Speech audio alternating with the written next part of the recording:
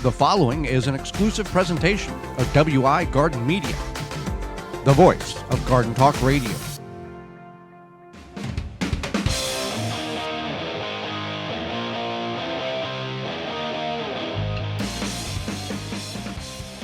Coming up on the program today, we're going to go over what it takes to start a garden, as well as different types of gardening methods. Our guest will be founder of Seedlinked, Dylan Bruce. And your garden questions. The hour is full, and it starts right now. You are listening to the most informationally packed hour of garden-focused radio in the country and on the internet with your host, husband and wife team Joey and Holly Baird. This is the Gardening with Joey and Holly radio show. Welcome to the Gardening with Joey and Holly radio show. I'm your host, Joey Baird. Beside me is my wife, co-host, best friend, and gardening partner, Holly Baird. This is a program for you, about you, to help your garden grow better, to maintain your landscape, make your trees look greener and your grasses healthier, grow your garden more successful, and canning what you grow. We appreciate you taking time out of your day to join us, whether you're listening to us on one of the 15 stations across the country that are broadcasting our program this year in 2020, podcast replay, in-studio video replay, or a radio app. Thank you for being part of the program. If you want to get a hold of us, you can do that. Our communication lines are always available for you at 1-800-927-SHOW. That's 1-800-927-SHOW. Or you can send us an email at gardentalkradio@gmail.com. That's gardentalkradio@gmail.com. And whether you call now, during the show, after the show, middle of the next week, you can leave a message if we can't get to you, and we will call you back with the answer to your problem. Well, we've got a big show lined up for you, so let's get into the program and go over and talk about and discuss what does it take to start a garden. And many people, Holly, might think, oh, just some dirt and a shovel. But there's more to this than just some dirt and a shovel. That's correct. But you also don't necessarily even need ground. Right. Or a backyard or a front yard or a side yard or any kind of yard. Any kind of yard, exactly. But you don't even need that. So you can do indoor growing, and this is something that can be done year-round, whether it be a window garden, a 3 or 4 season porch, or use a grow light like a Happy Leaf LED. Now, the only disclaimer that would be needed to be inserted here is, if you're going to grow year-round indoors, you would need to figure out the type of the light duration for the plant or plants in which you're trying to grow. Some of them are day neutral, which means it doesn't matter how much light they get. I mean, 6 hours or 8 hours, they're going to do fine, kind of like a tomato.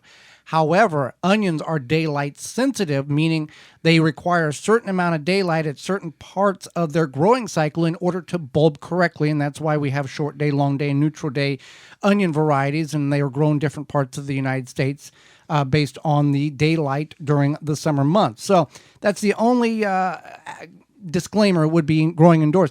And there are people that do this very successfully, grow herbs. One of the most costly things you can get at the grocery store in very large quantities indoors without any issue whatsoever. So let's talk about, so people don't have to have a yard. No. But if you have a yard, it can be, to some degree, a little easier. Maybe, maybe not. Depends on what your goals are into gardening. Right. So one thing I think would be best to say is that except that you are going to have failures. Going to kill at least 1,000 plants. Exactly. You might want to try, experiment, be creative, what have you. But either way, if this is your first year gardening, you want to start small. You might have a neighbor who has a huge garden, and you're like, I want to be just like him. No, you don't. You don't. You will feel so frustrated. So you want to start small, whether it be like 2 raised beds or just like a small plot, whatever, but you want to start small. They always say the grass is greener on the other side of the fence. However, they never disclose to you how much higher their water bill is because they kept watering that grass over and over again to keep it green. Right. A lot of work. Or maybe they have more experience keeping their grass green. Right. But, 2 4x4 foot raised beds, or even 2 4x4 foot plots in the backyard, That's 32 square feet. Now, for some people, they may think, 32 square feet isn't very much. You can still produce quite a bit in 32 square feet. Now, obviously, mathematics is, it's in the numbers. If you have 3,200 square feet, you're going to grow substantially more, but there's a substantial more work and weeding and maintenance and soil prep and plant taken care of and all that. Start small, understand what you're growing, and then expand outward to a larger and more diverse garden in the years to come. Right. And that's one thing, is that you definitely need to start small and realize that it is something that you are going to learn along the way. And then you want to decide what you'd like to grow. I want to grow okra. I don't like okra. I want to grow okra. Why do you want to grow okra? I don't know. We've had people at talks back when we used to be able to give garden talks. They would say, I want to learn how do I grow this? Well, do you like eating this? Not really. Well, why do you want to grow this? I don't know. And I think that's another thing, is that people get excited. Maybe they go to the garden center. They see those seedlings. They see it on TV. They see it on TV. YouTube. Yeah, YouTube. They see, whoever. Maybe it was somebody in their family that grew phenomenal XYZ, but they hated that thing like okra, but they feel compelled to grow it. So grow what you know you're going to enjoy and eat. Also, grow what you do your research and find out here and make a list. Here's the things I like to eat. Then figure out if those things can be grown in your geographical area. Yeah, I like bananas, but can't grow bananas in Zone 4 in Minneapolis. That type of thing. So you want to be very aware of what you can and can't grow. Now, that doesn't say that you can't, what is called, push the boundaries and grow a tropical or subtropical plant. I mean, technically, growing tomatoes in any place besides maybe like Texas or Florida or whatever is pushing the boundaries. Peppers are a tropical plant too, so right. Keep that in mind. So, but it's so common. So, just like we grow yacons, right? And we'll get into that. Choose your location. Are you planting in a raised bed, in the ground, in the side yard, in the front yard? Where is this garden going to be? Are you going to do it in the ground? Are you going to construct raised beds? Are you going to get grow bags from rootmaker.com and use coupon code radio21 to save you 15% on your entire purchase?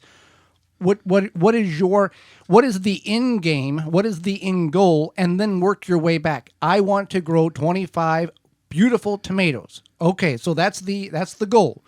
Then you step yourself back and go, how do I achieve this? What do I need to do? Back, all the way to putting the plants in the ground. And it's okay if what your plan is to get starts from the garden center. There's no shame in that. Not everybody is like us. We still do it. Right. And now everybody is like us and has the resources, time, patience, whatever, space to start seeds.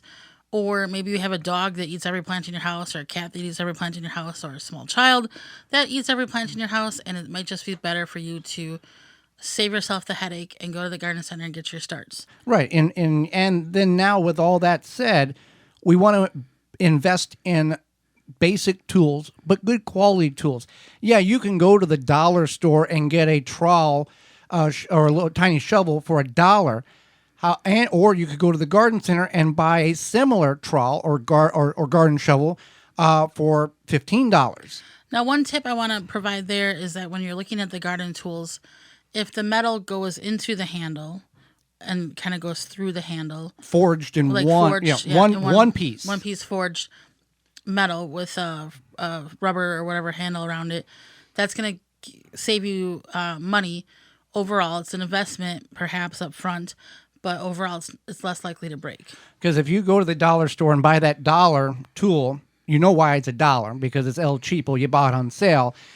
And if you do any aggressive digging whatsoever, you may be buying another dollar tool in a couple of weeks or several over the course of the year. And before you know it, you've already spent that $15. You would have just been better off buying that better quality tool for $15 or $16 than continue to rebuy that junk tool, which in turn, if you're an environmentalist, you're causing problems for you're driving to the store, getting a new tool, you're buying more product, you're throwing more product away if you really want to get into that kind of outset or outline of that. So once we've got a good tool or tools, and we know where we're going to plant. If we're planting in containers, not a big deal. We don't have to do this next step. But we want to call Diggers Hotline for any other type of digging, even if we're doing raised beds, so you know what's under the ground. It's a free service. You call 72 business hours prior to your job open, in the backyard, and they will mark the utilities underground and let you know what can and can't be dug or planted. And it's a free service. I don't know. Sorry if you said that.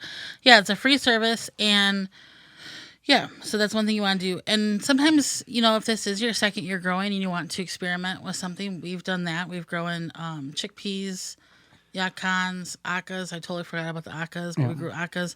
So yeah, that's something fun you can do as well. Maybe you have a neighbor who is a newer grower like you, and maybe you grow something different, and then you can exchange, whatever. So that's what it takes to start a garden. So it's a lot more than just getting a shovel and digging in the ground. There's a lot of factors, just like anything in hobbies or careers. There's a lot of things that are under the umbrella that you can't see the trees by the forest from the trees, because there's so many things. And we're always here. That's what this program is for, and that's why we leave our communication lines open all the time, is so you can reach out when you have questions. And there's no such thing as a dumb question, because if you've got a question, you obviously want to be successful. We want to see you be successful, and there's no shame in asking a question that you may think is silly, but you don't know the answer. So you have every right to ask that question, no matter what level that you feel it's silly or I should know this or common sense. Send it on over, gardentalkradio@gmail.com, and we can help you either provide you a video or a resource of trusted means in order to get you the success in which we want you to see. Also, the success for the gardeners, we like to grow vegetables, but also what about the meat? Walton's Incorporated has everything but the meat, and they have a bunch of great quality equipment.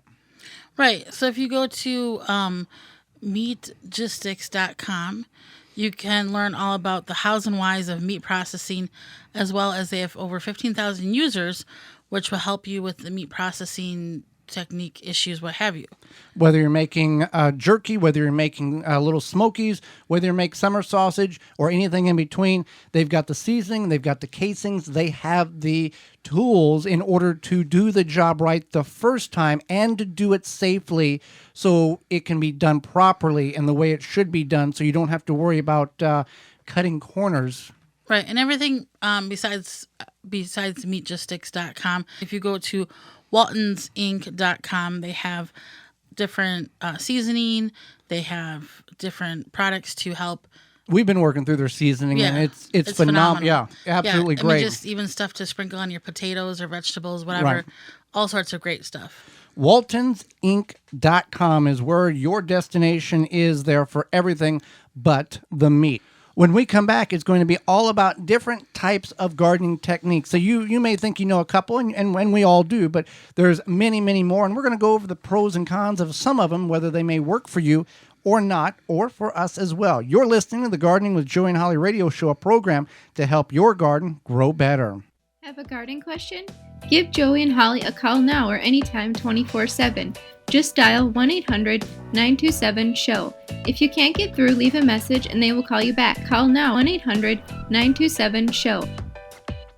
We here at the Gardening with Joey and Holly radio show Gardens understand that healthy soil is the key to a successful garden. We know that chemical fertilizer burns carbon out of the soil and kills the microbes needed for a healthy soil ecosystem. No worries. Chicken Soup for the Soil by Dr. Jim's will stimulate life into your soil, supplying all the nutrients most fertilizers neglect. Rather than force-feeding water-soluble chemical fertilizer, we suggest feeding the microbes a smorgasbord of 100% biodegradable nutrients that your plants can consume when they need them. The nutrients are readily available to maximize their genetic potential. Chicken Soup for the Soil will increase the quality of the fruit and vegetables you grow. Visit drjims.com. That's drjimz.com. Straw bale gardening is all the rage. Get your bale started easily with the Bale Buster Straw Bale Conditioning Formula. This is the only product that has been specifically formulated for use in straw bale gardening. Each unit contains 250 million colony-forming units of trichoderma, fungi, and bacillus bacteria. In addition to the fertilizer itself, produces fantastic results with a bountiful production of vegetable crops. Start with the best to get the best, traditional or organic formula. Take the guesswork out of conditioning your straw bale. Go to balebuster.com to find out more. You move your lawn sprinklers all over the yard, but you always end up putting them in the same spots. Why not just bury them there? Out of sight, always ready to use, pre-adjusted to water the precise areas you want. Quick Snap Sprinklers makes it easy. In-ground sprinklers without the hassle or expense of laying pipe. Put the sprinklers anywhere in your lawn or garden. Snap on a hose to supply the water. Water on, it pops up. Water off, it drops below ground. You can mow right over it. You can have a buried sprinkler system up and running in just minutes. Each Quick Snap saves thousands of dollars. They install in minutes and operate for years. Visit quicksnapsprinkler.com. If you could double the life of your raised bed boxes by sealing the wood with a clear, non-toxic wood preservative, would you? Well, now you can with a clear, penetrating product called Internal Wood Stabilizer. It's 100% non-toxic and easy to apply. Seal your untreated wood surfaces, even chicken coops, by spraying on Internal Wood Stabilizer. It's invisible, seals the wood from the inside out, and never wears off. Recommended by organic gardening experts. Internal Wood Stabilizer. Check it out at timberprocoatingsusa.com. Protect your plants against damage with a 3-in-1 plant guard and special blend fertilizer. Visit ivorganics.com. We've been using a game-changing tool called seedlinked to find and review our seeds this year. It makes finding the right seeds simple. It is driven by growers' data, so you can really see what's best for your location. Check it out at seedlinked.com or download the mobile app today.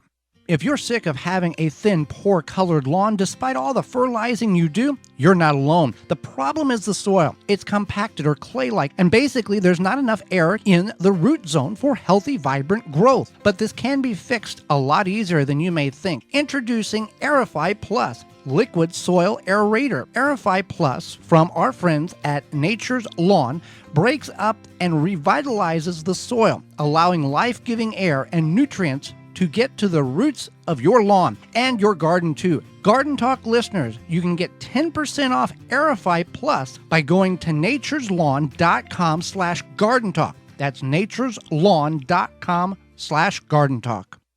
The Gardening with Joey and Holly radio show is brought to you by the following: Simply Earth, Seed Savers Exchange, Quick Snap Sprinklers, Water Hoop, Timber Pro Coatings, Bloomin' Easy Plants, Pomona Universal Pectin, Ivy Organics, Tiger Torch, Happy Leaf LED, Seedlink. Find all sponsors at the WisconsinVegetableGardener.com and thank them for their support.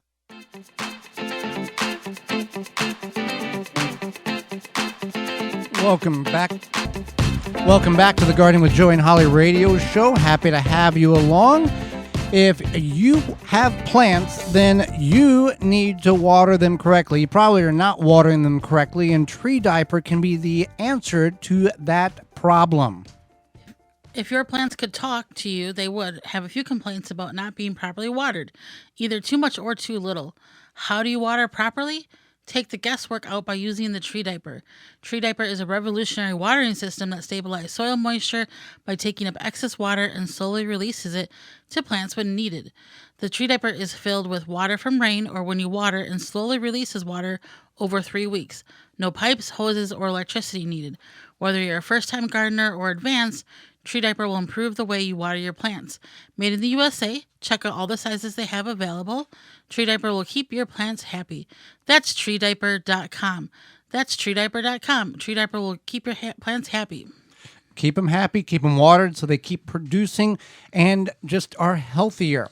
So there's many different types of gardening methods, and we're familiar with, if you said, name me off a couple of very familiar gardening methods, you would say, I would say raised beds, in the ground, container. Top three right Top there. three, yeah. Okay. So, but there's many others, and some other, I'm sure there's people that's yelling at the radio right now going, those weren't the three I guessed, and that's fine. You can call us and tell us. Yeah, call us and let us know. 1-800-927-SHOW. And we're going to go over several of them here, some that we've used and use, and others that we have not used, but feel that would be really neat and beneficial if we had the means and capabilities of doing such. So, straw bale garden. You heard the Bale Buster ad there in that break. To condition the bale, you have to condition the bale in order to get the internal portions to break down into that humus in order for the plants to feed off of that.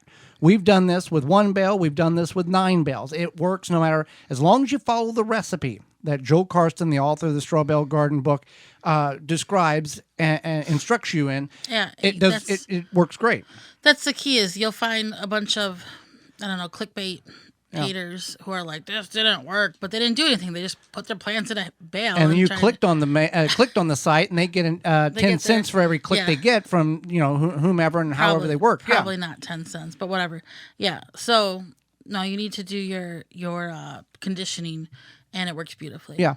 Vertical gardening. Now, this is a means that many urban gardeners that you utilize, you people that live out in the country that have acreages of garden. This is, let them sprawl out the pumpkins, the eggplant, or the cucumbers, all that stuff. We city people, I grew up on a farm, and the only thing we ever trellised was peas. We have to utilize the space, and by going vertical, we can do that with cucumbers and some melons, pole beans, a gamut of peas, everything. Even your tomatoes, it's not necessarily vertical gardening, but those vine tomatoes, they benefit greatly from being put up. Right. And, many of us have that problem with the cages falling over, and EasyStepProducts.com has the answer on that one, a sturdy tomato cage for you. Another one is hydroponics. Now, this can be done primarily indoors. I mean, I'm sure there's some applications during the summer months that are exercised outdoors, but hydroponics is the process of using water, putting nutrients in the water and passing that through the root system, whether that be in clay pellets or clay balls or other means, PVC pipe, and then the plants grow in that means. Also, there is the aquaponics. Well, we'll get to that, but the cracking method, the passive hydroponics, where you don't have any water. It's no moving water. It's stagnant water with nutrients in it in order for your plants to grow. Mm-hmm. We do practice the hydroponic system in a I don't know what you want to call it. It's a square bucket with it. I think it's a Dutch bucket system. Yeah. We do practice that method. So it works really well. We put it by a window. We grow lettuce in it. We grow some herbs in it. You can do it year round. Right. So then we have the Back to Eden method, which is the wood chips, and people are like, don't wood chips suck nitrogen out of your soil? But this is the wood chips break down, and it kind of amends the soil over time, and then it is a nutrient-rich soil. It's one of these things where you let it set for a number of years before you try to utilize that area in a growing condition. So, pros and cons on that. It works great if you give the time allowed for it to do its thing. Another one is what you brought up earlier was aquaponics, which is the practice of the same as hydroponics, but instead of adding nutrients, and you might add some nutrients, but very minimal. We've never practiced this particular method of growing, but you have a fish reservoir tank where the fish live, and that water and their waste product gets pumped through the root system of the plants in which you're growing, and that's how they live. And you got to make sure the pH levels are right for the fish and then for the plants, and it's a kind of a sciencey thing, but it's very beneficial. And some people, you get 2 bangs for the buck there. You get the plants in which you're growing, and then some people will eat the fish after they get to a certain size too, so you can utilize. A lot of people do that if they can. Right. Yeah. So another one is square foot gardening. Now, Holly, can you explain what that particular method is and why many new gardeners we would recommend utilizing this type of system? Sure. So square foot gardening is where you're growing a crop per square foot, essentially. You don't have to grow just one crop per square foot. You can grow like 3 square feet of crops, but it grids out your garden for you. And this works really well. It yields more per square foot than planting in rows. So you get more bang for your buck, basically. So something like an example of planting in a square foot, 1 square foot would be 1 tomato, 1 square foot would be 9 beets, 1 square foot is 16 radishes. And you can kind of plot your garden out that way. The other good thing is that something like radishes that grow quite rapidly in the spring, you can then replace with a tomato once they're growing, so you can easily swap out a square foot for one thing. And it works really well. And the other thing is, let's say you put 9 bean plants in that 1 square foot. If you have a crop failure, you've just lost 1 square foot. And you may, if you have a 16 square foot 4x4 area, you could do, beans on the corner and radishes. You could grid it out different ways, so you can have 2 different squares with the same thing, or succession plants, so you have a crop that's ready now and then a crop that's ready in a week and a half, and so on and so forth, based on the time of year on your cool weather or warm weather crops. So works very well. There's many different charts online. Obviously, if you have 4 tomato plants in 4 square feet, things are going to get very tight there, but it does work. It does work very well. It's definitely very doable. It's just something to keep in mind that. And you can also, if you don't do containers, or if you don't do raised beds or in the ground, you can kind of put this into a container garden. If you use like something that's the size of a 5-gallon bucket, that's about 1 square foot of surface. So you can transfer that thought pattern to that. Now, the next one on the list is an underground greenhouse. Now, it's not necessarily underground. The majority of it's underground, but it has a roof on top of it, and that is called a wallapini. This is a really cool method that I think you could basically grow year-round, because if you're in a basement, it stays a certain temperature year-round, very, very close to the same temperature. So what this practice is, you dig a hole, a square, and you go a certain footage deep, and like 8 or 10 feet deep. You save the top soil that you dug off, and you bring that back down to the base of it once you've got the bottom created 10 feet deep, and then you grow in that. This is used in many parts of the world as a everyday growing technique, and it's it would serve probably beneficial purposes in the northern portions of the United States, where a couple of weeks ago, many of us were at sub-zero ambient temperature.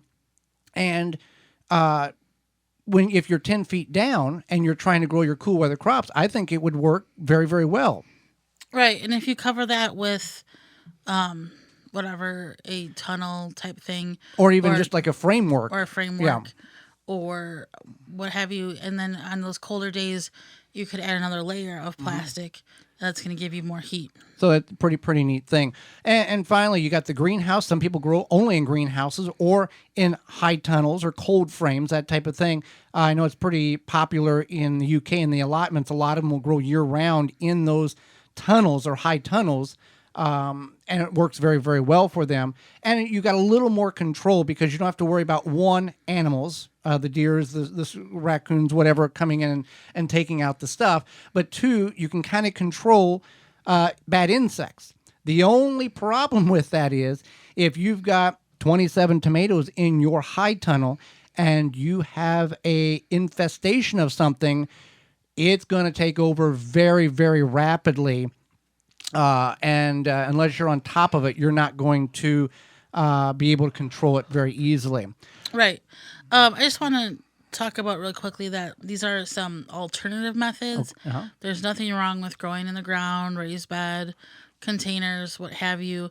And then also, you don't have to just use one method. No. You can do all of these if you wanted to.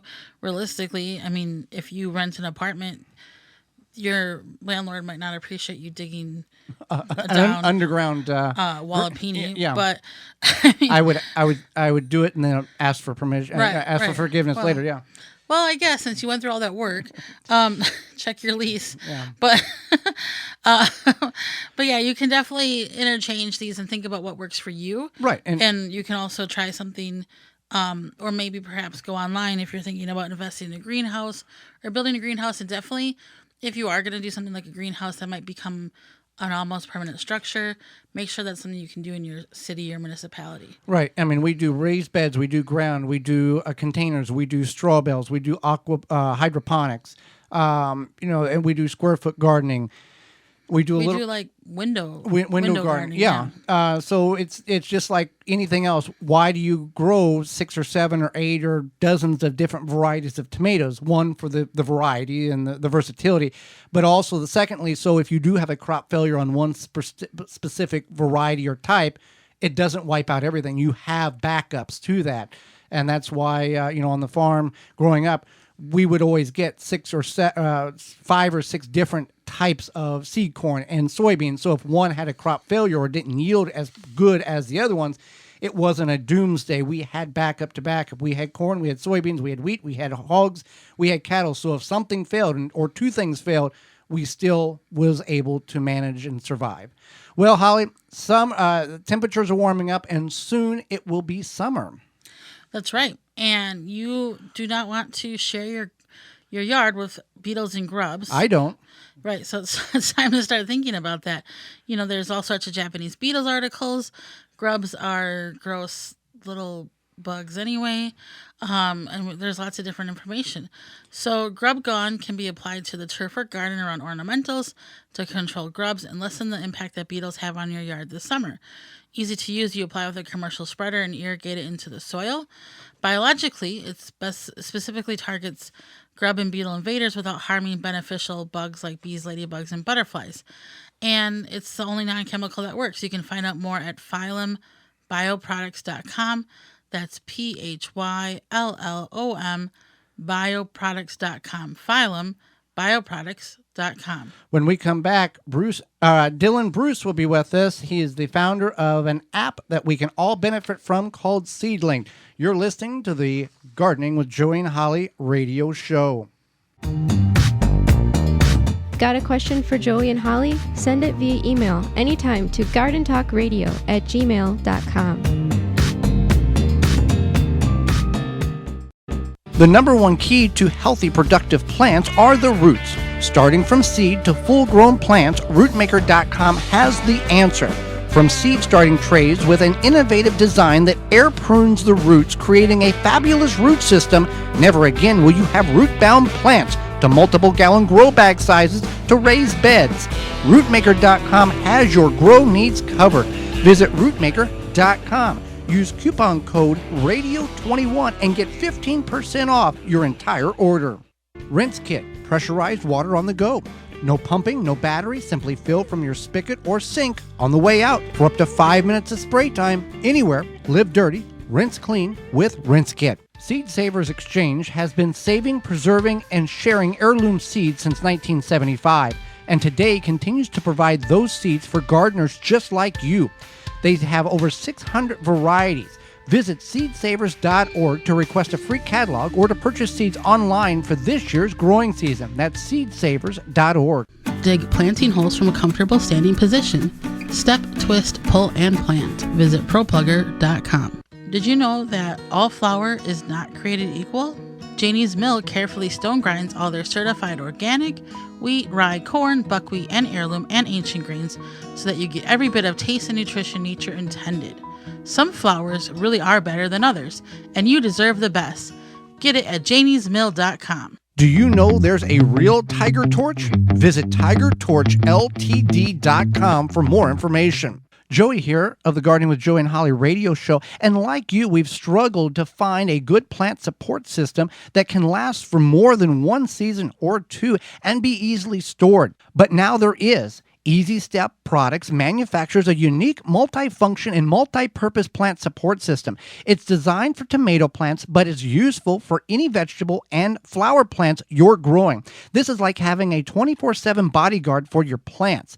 The 60-inch heavy-duty Easy Step in-post and easy rings are overbuilt by design so that when you combine the two together, they make the perfect plant support system on the market. I love that you can add the rings during the growth cycle without damaging the plant. It's easy to adjust them up and down, and they store so easily.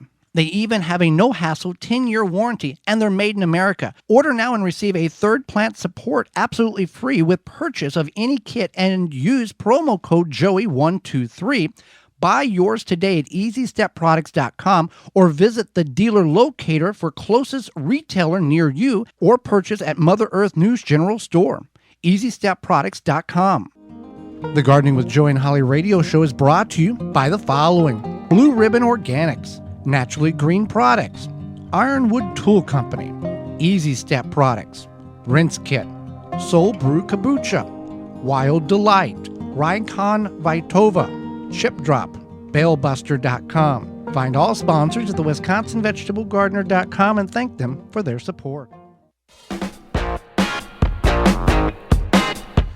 Welcome back to the Gardening with Joey and Holly radio show. Happy you've hung around for our guest. Just moments away. First of all, spiders are our friends in the garden, but no one wants spiders in their homes, and Rescue has the product in which can eliminate them from your house. That's right, and they become more active as spring arrives. They resume mating, and last year's spiders' eggs will hatch as they thaw out or find new homes. You can use Rescue spider traps to keep them at bay in your house or garage and sheds. Rescue spider traps come pre-assembled in a hard plastic shell. A much thinner and sleeker design can be tucked under furniture or in other tight spaces. They're also more discreet than other spider traps. The trap is dark in color, so trap spiders are not easily seen. Scientists discovered dots of glue are better for trapping spiders. The other sheets of glue out there trap spiders along just the edges, and they have to be thrown out sooner. So the dots of glue help the spiders stick better. They have the glue dot technology. So just like the other Rescue spider products, their spider traps are made in the USA. Yay! You're going to go to rescue.com to find out more information and where to buy. Control the spiders in your house, but let them be in the garden. Let's go to the hotline, Holly, and bring in our guest for this week. Dylan Bruce is the head of the breeding network of SeedLinked and the Seed Partner Business Development Lead. He grew up on a CSA farm in southwest Wisconsin and has worked within the food system since. You can find out more at seedlinked.com. Welcome to the program, Dylan. Thank you. It's great to be with you today. Thanks for the opportunity. Well, you're very welcome. Now, total disclaimer, SeedLinked is a sponsor of the program, so I want to get that transparency out. But for people who are not familiar with this, what is SeedLinked? And to start out with, it's an app for your mobile device, and I'll let you take it from there. That's right. Yeah, SeedLinked is actually a web and mobile app for gardeners and farmers to find seed, track, and review their plantings, and participate in citizen science programs for breeding and trialing vegetables, and also to communicate with other growers. So SeedLink connects people sort of throughout the seed supply chain, from plant breeders to seed companies to growers to chefs and other eaters. And when everyone contributes their data and feedback on a common platform, from how well a variety resists to disease to how it yields, how good it tastes, everyone can really make better decisions. So what's unique about SeedLinked, I think, is that our seed search engine is backed by data from other growers, so that people can really reliably choose the varieties that are best for their context. It's also a super easy app to track and review your plantings to share with other growers. So sort of like Kayak guides travelers to their right flights for their needs, SeedLinked can help growers find the right variety for them and help them track and compare over time. So essentially, if Holly and I are growing a variety of leaf lettuce that we think is really good, and we find and we grow it and it's miserable and it's no good, we can rate that on your app. And if other growers around us rate that as a negative or bad type of plant, then somebody in Nebraska can look at it and go, they're kind of in the same region. Maybe I don't want to grow this. Is that how this can, in a worry? Yeah, that's really exactly right. But, you know, it may be that same variety of lettuce that doesn't do well for us here in Wisconsin does great out in California or in the Southeast, say. So it really helps identify those sort of pockets of regional adaptation for varieties to really, it's truly a recommendation engine where, you know, it's really fitting something to your context. And that's really based on a crowdsourcing principle where really it's the growers coming together to build this communal knowledge and this sort of collective intelligence to be able to make better decisions. And from what I understand of the app, this is not, this is completely independent because, as you know, and Holly and I know, if you are a seed company, you're going to try to make your seeds look better than other people and kind of shy and push away and maybe not make the negative ratings so visible in a dirty way. But with you, with the Seed Linked app, what it is what it is. There's no hiding of anything. It's true fact. That's right. So the growers own their own data on SeedLink. It's not like some other things where you're, giving the data away. So it truly is the growers' reviews and perspective that shine through.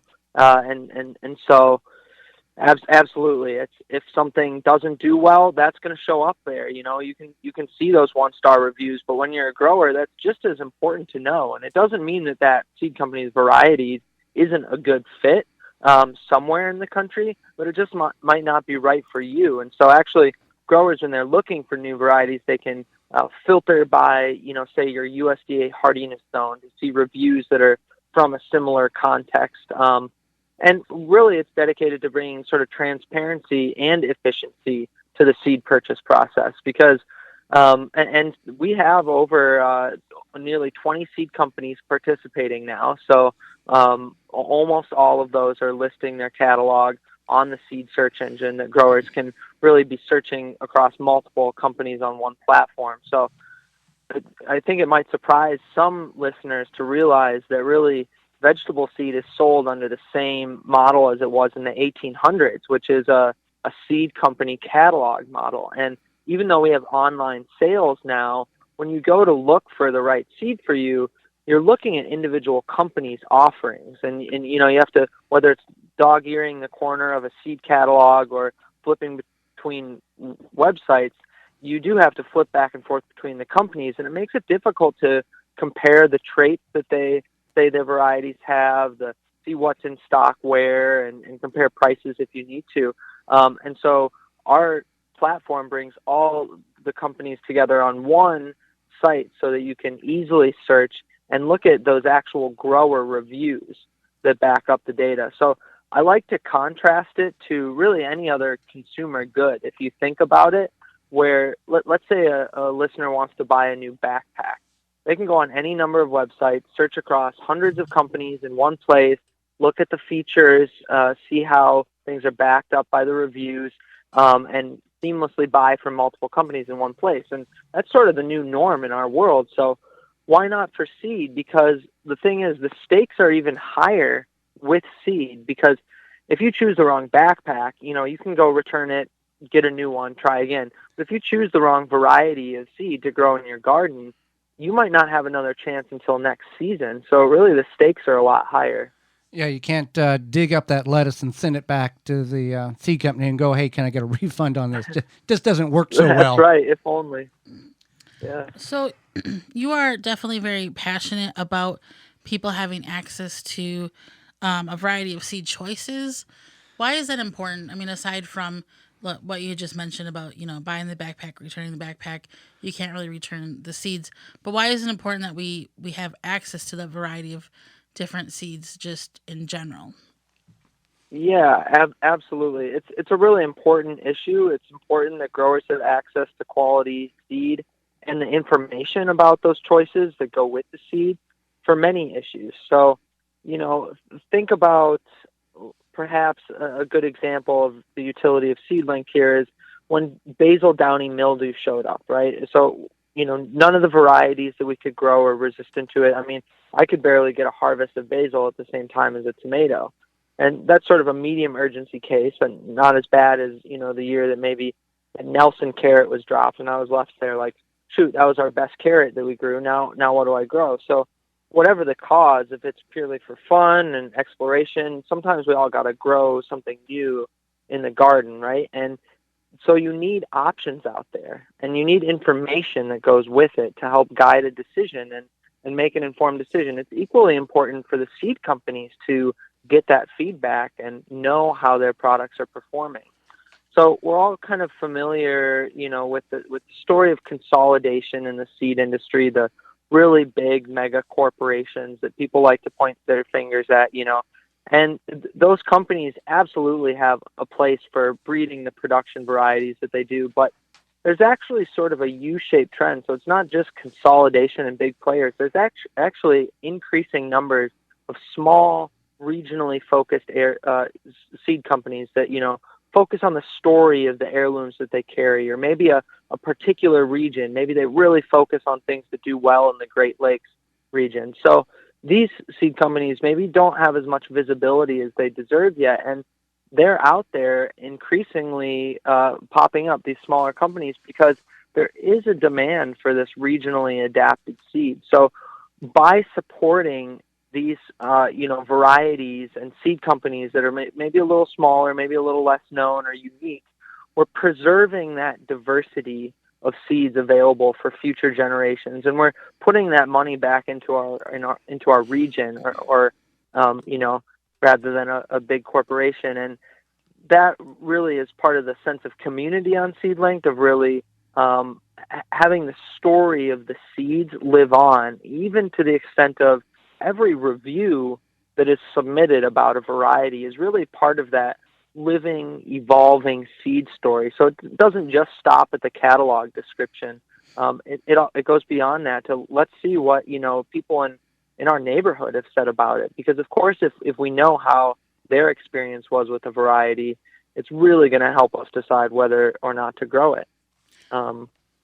Yes, so that's one of the things. And as climate change or new pests and diseases, or even changing preferences, like a different flavor profile that's preferred by people, it helps to have those options out there, and then it also helps to catalog them efficiently in one place and be able to really search across the options. I mean, for goodness sake, there's over 5,000 varieties of tomato available online today. So how do you even begin to sort through those and really see? No individual person, it would take a lifetime of trialing. No individual person can do that, but together we can come together, build a healthier food system that really starts with the seed, with this shared and connected data. Yeah, definitely. So we're talking with Dylan Bruce, the head of the breeding network of SeedLinked, and just as you were talking about, having the variety, I don't know if you want to touch quickly on the importance of seed biodiversity and why we want to keep that biodiversity as opposed to over time eliminating it down, and why we want to have that variety versus growing, or I'm saying like growing what maybe our grandparents grew, and maybe we don't grow what our grandparents grew. What is the importance of that biodiversity, and why do we want to continue that tradition? Yeah, absolutely. I can take a stab at that. It's funny that you mentioned what our grandparents grew, because actually, in a sense, that's one of the things that we're really trying to preserve, is those historical foodways and maybe the older varieties. So, if we harken back to times past, there were many independent, regional, even, state level, and many seed companies in each state really serving the particular needs of those growers. Because, for instance, our needs here in the Midwest are very different than the needs of growers out in the Central Valley of California. And yet, because that's the largest seed market, because so many vegetables are grown out there, they have an outsized influence on what is offered through seed catalogs. And that means that over time, as there's been consolidation, and really, we've moved towards this very much economy of scale in agriculture and even in gardening, what that means is that some of those varieties that did so well here in the Midwest aren't carried anymore, just because they don't do well in the Central Valley. But really, that's a problem of data in a sense, because it's not that there's no market for that variety. It's not that nobody wants it. It's that the market isn't big enough for that really big company to service.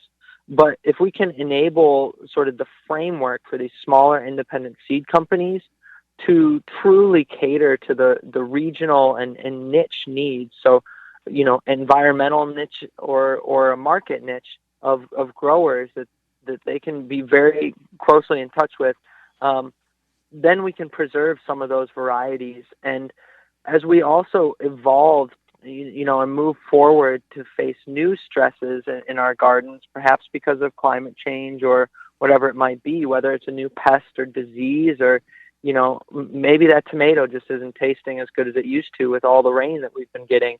That's when we start to look for new varieties. And if we don't preserve that diversity, it won't be out there when we need it. And when the seed companies are developing new varieties, those don't come out of thin air, right? They have to start somewhere, and they start with these old varieties that have some of the traits that they might want. Absolutely. Well, Dylan, we greatly appreciate the time you've given us. Once again, will you tell our listeners how to get a hold of the SeedLinked app and desktop and the computer, how they can find all of that and where it's available at online? Absolutely. So folks can download the SeedLinked app on Google Play or the Apple App Store and check it out that way. It's also online at seedlinked.com. And one thing I'd love to plug before we jump off here is our seed collection experiences, which are closing soon. And these are curated sets of varieties for a given crop, curated by an expert, whether it's Craig LaHouliere in North Carolina, who's a great tomato grower, curating tomato collections, or Organic Seed Alliance doing some beginning seed saver collections. Folks can get these collections, you get the seeds, and then you also get to grow along with these curators. So it's a really great introduction to the SeedLinked, really learning how to use that critical eye to rate things in your garden. But we'd welcome anyone to jump in and use the seed search or just rate the plantings that they have anyways. Well, Dylan, we greatly appreciate you taking time. We thank you so much. And again, SeedLinked on your mobile app store and online. Thank you so much for being with us today. Thank you so much, and I hope everyone has a great planting season. Absolutely. And when we come back, it's going to be your garden questions, our garden answers. You're listening to the Gardening with Joey and Holly radio show. We're going to help your garden grow better. Give Joey and Holly a call now or anytime 24/7. Just dial 1-800-927-SHOW. If you can't get through, leave a message and they will call you back. Call now 1-800-927-SHOW. We know that you appreciate the value of a beautifully landscaped yard, but tackling such a project yourself can seem way too complicated, right? Bloomin' Easy plants are the answer. Their plants are low maintenance and offer exceptional beauty and color for your yard. Plus, they offer free seasonal care reminders with simple how-to videos tailored to the plants that you choose. With Bloomin' Easy on your side, creating the yard that you've always wanted becomes as easy as plant, water, and relax. Check them out at your local garden center or by visiting bloomineasyplants.com. Brought to you by Blue Ribbon Organics, providing locally made organic compost and soil blends for gardens, farms, landscaping, and more. Visit blueribbonorganics.com or call 262-497-8539 to find their products nearest you. Wild Delight has a complete line of premium feed for wild birds and other wildlife. It contains the finest ingredients for your outdoor birds. Fill your bird feeders with a selection of Wild Delight's premium quality mixes to have a yard full of colorful birds. Wild Delight's premium mixes are made with tasty nuts and berries and not just filler food like Milo and cracked corn. Feed the birds the nutrition they need. This keeps your feathered friends coming back year after year. Find out more at wilddelight.com. Make watering easy. DripWorks provides quality drip irrigation supplies and equipment to gardeners just like you for all your growing needs across the U.S. and Canada. Purchase online at dripworks.com. Pomona's Universal Pectin is a high-quality pectin that gels reliably with low amounts of any sweetener. If you're trying to reduce the amount of sugar in your diet, you'll love Pomona's Universal Pectin. Now you can make healthy homemade jams and jellies sweetened to your taste. You can use sugar or honey to sweeten. Pomona's Universal Pectin keeps indefinitely when stored in an airtight container. Easy to use, versatile, and comes with directions and recipes in every box. Find out more and where to buy at PomonaPectin.com. Also available at natural food stores and online. The Gardening with Joey and Holly radio show is brought to you by the following: Pro Plugger, DripWorks, Waltons Incorporated, Tree Diaper, Janie's Mill, Phylum Bioproducts, Chapin Manufacturing Incorporated, Nature's Lawn and Garden Incorporated, Deer Defeat, Dr. Jim's, Root Maker. Find all sponsors at the WisconsinVegetableGardener.com and thank them for their support.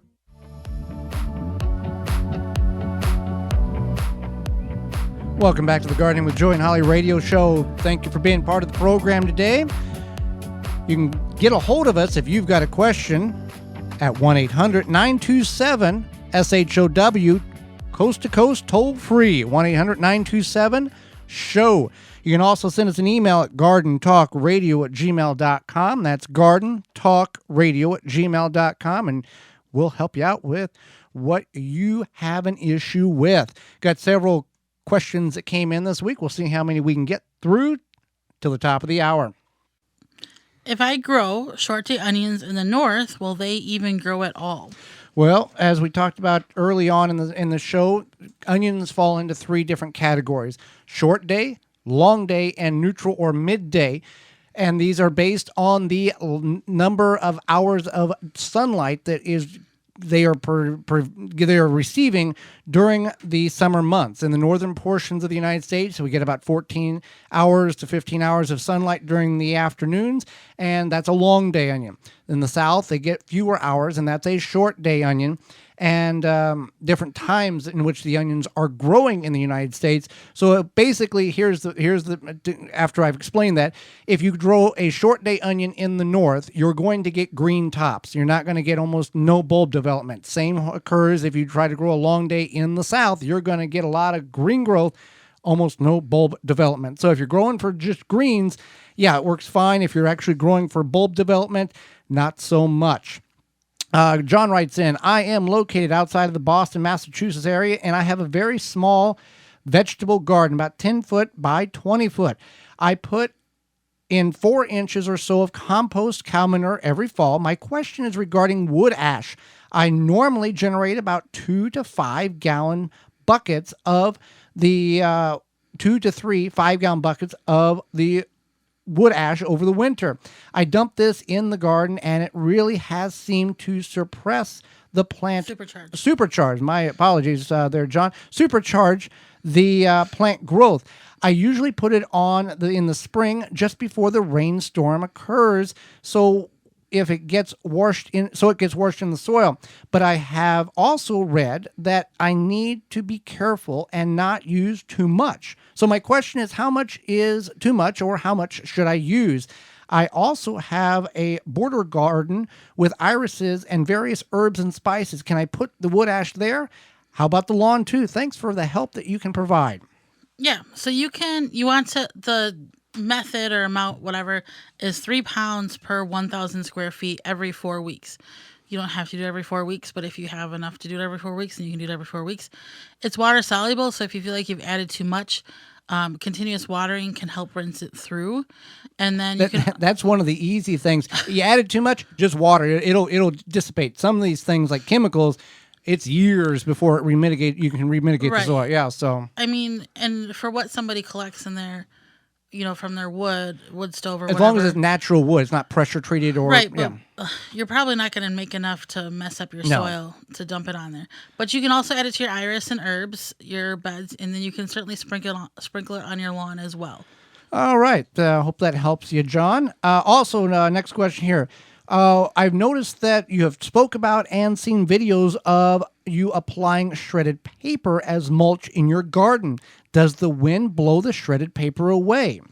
Well, it really doesn't. It actually, if you can water over it, and then once you water over it, it seems to make this like, I don't know, crust almost, but not enough crust where it's not going to let preventing the water from But it does create kind of a crust, and no, not much blows around. It seems to kind of just stay there. All right, next question here. How would you keep indoor containers warm? Would the best method be to lay mulch around the top of the plants on the soil, or what would you suggest? Thank you.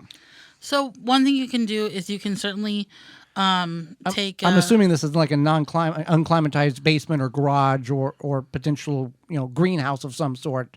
If you're in your home, you wouldn't need to do any additional items, any additional methods to keep them plants warm. Right. Yeah, probably like garage or a Right. shed or something. So you can buy heating mats for your plants. You can buy a space heater, but that might be costly for you. You can wrap blankets around the base of your plants. You can wrap bubble wrap around the base of your, like around the bottom of the container, what have you. You can certainly take newspaper or brown paper bags and use it as mulch to give it a little bit more heat. But just whatever you can do to kind of wrap around those pots or those containers is going to help keep that warmth in. You could even use like bubble wrap. Yeah. That would work as well. So Yeah. just a unique situation, and hope that answer gives the information that you need.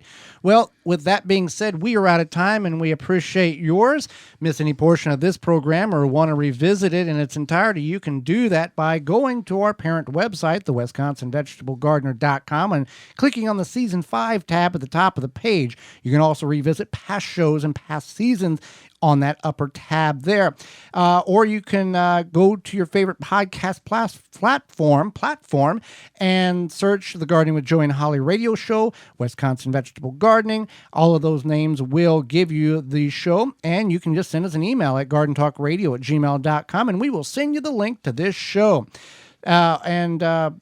Get it easily that way. Tune in next week. Do not miss the program. We'll be covering 7 spring and summer flowers that you can plant right now for that beauty in the beauty this summer. You don't have to worry about planting them last fall to get them to come up, as well as going over families of squash and some challenges you may face when growing them. Our guest will be longtime show friend and author Jessica Walliser out of the Pittsburgh, Pennsylvania area will be with us, and we'll be answering your garden questions. So until next week, for Holly Baird. I'm Joy Baird, and we will see you in the garden.